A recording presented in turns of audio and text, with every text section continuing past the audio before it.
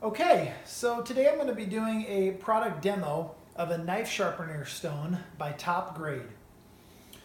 So when you're sharpening a knife, there's really a number of different ways that you can do it. There really isn't a right or wrong way of doing it. However, it's really important to keep your angle of your knife consistent. So I'm going to show you three different ways that you can actually sharpen your knife. The first one is heel to front, heel to front. And again, just to recap, my stone has been soaking in water for somewhere between 5 and 10 minutes per the manufacturer's recommendation. You want to make sure it soaks until all the bubbles are finished.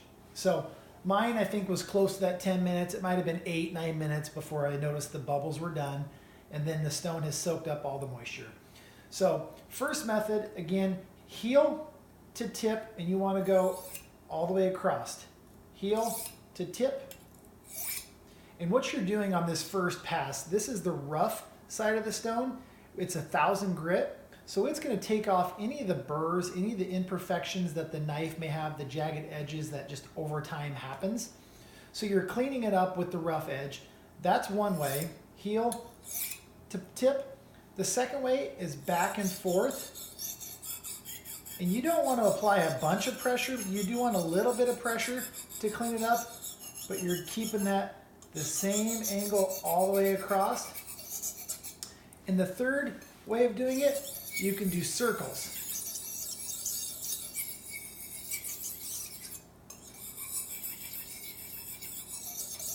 Again, there's not a right or wrong way.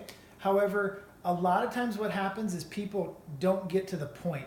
They stay in the middle because as they come across, they point it up and then it just doesn't touch at the bottom.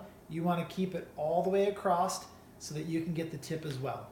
So once you've done the coarse side and you really kind of smoothed it out, got it clean, then we can flip the stone over. And now we're going to clean it up with the 6000 grit, and you can tell by it being a smoother finish, okay? So same method here, front to back, or circular motions,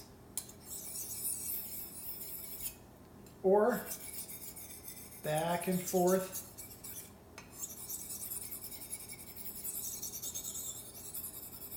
Okay, so those are the different techniques that you can use. Find whatever works for you. This particular manufacturer did provide an angle guide, which I chose not to use because I've used this enough that I feel like I can get the right angle. But if that helps you find it, absolutely use it. It'll help out. One last thing, it's super important. This stone you soaked in water. It absorbed as much water as it could. If you take it right now and throw it into a drawer and leave it for a couple weeks until the next time you use it, likely you're going to pull it out and it's going to be moldy. Anytime you introduce water and wood, you're going to get something happening when it's in a dark and closed environment. So I highly recommend you let it sit out for at least 2 days just to dry out, just to kind of clean itself up, and then you can store it away.